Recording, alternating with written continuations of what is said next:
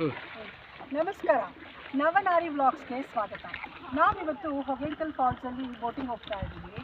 ನಿಮ್ಗೆ ಕಾಣಿಸ್ತಿರೋಗೆ ಈ ಕಡೆ ಬಂಡೆ ಎಲ್ಲ ತಮಿಳ್ನಾಡು, ನನ್ನ ಹಿಂದ್ಗಡೆ ಇರೋ ಬಂಡೆ ಎಲ್ಲ ಕರ್ನಾಟಕ. ನಾವು ಮಧ್ಯದಲ್ಲಿ ತೇಲ್ಕೊಂಡು ಹೋಗ್ತಾ ಇದ್ದೀವಿ. ಮಳೆ ಸ್ವಲ್ಪ ಕಡಿಮೆ ಇದೆ, ನೀರು ಸ್ವಲ್ಪ ಕಡಿಮೆ ಇದೆ, ಬಟ್ ಓವರಾಲಾಗಿ ಚೆನ್ನಾಗಿದೆ. ಒಂದಿನ ಆರಾಮಾಗಿ ಔಟಿಂಗ್ ಹೋಗಿ ಬರ್ಬೋದು.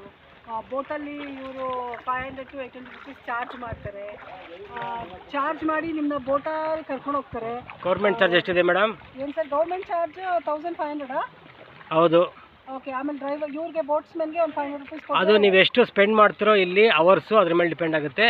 1 ಅವರ್ಗೆ 1000 ರುಪೀಸ್ ಚಾರ್ಜ್ ಮಾಡ್ತಾರೆ ಇವರು. ಓಕೆ ನಮಗೆ ಕನ್ಸೆಷನ್ ಕೊಟ್ಟಿದ್ದಾರೆ, ಓಕೆ 500 ರುಪೀಸ್ ಮಾಡ್ತಾ ಇದ್ದಾರೆ ಅವರು. ಸೊ ಜನರಲಿ ನೀವೇನು ನೆಗೋಷಿಯೇಟ್ ಮಾಡ್ತಾರೋ ಅದ್ರ ಮೇಲೆ ಹೋಗುತ್ತೆ. ಆಮೇಲೆ ಇಲ್ಲಿ ಓವರಾಲ್ ನೋಡಿ ಈ ಕಡೆಲ್ಲ ಬೆಟ್ಟ ಹತ್ತಿ ಇಳಿದು ಬರ್ತಾ ಇದ್ದಾರೆ. ಸೊ ಚೆನ್ನಾಗಿದೆ, ಇದೊಂಥರ ಸ್ಪಾಟು. ಮಳೆ ಬಂದರೆ ಇನ್ನೂ ಬಹುಶಃ ಚೆನ್ನಾಗಿದೆ. ಈ ವರ್ಷ ಸ್ವಲ್ಪ ಮಳೆ ಕಡಿಮೆ ಆಗಿರೋದ್ರಿಂದ ವಾಟರ್ ಲೆವೆಲ್ಲು ಕಡಿಮೆ ಇದೆ.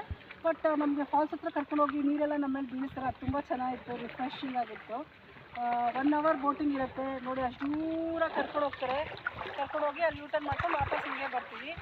ಸೊ ಇದು ಕರ್ನಾಟಕ, ಈ ಕಡೆ ತಮಿಳ್ನಾಡು. ಸೊ ಓವರಾಲ್ ಚೆನ್ನಾಗಿದೆ, ಬಿಸಿಲಿದೆ, ಕಾವೇರಿ ನೀರು ಸ್ವಚ್ಛಂದವಾಗಿ ಹರಿತಾ ಇದ್ದಾಳೆ, ಕಾಣಿಸ್ತಾ ಇದೆ. ಎಲ್ಲರೂ ಬನ್ನಿ, ಸಂಡೇ ಔಟಿಂಗ್ ಚೆನ್ನಾಗಿರುತ್ತೆ.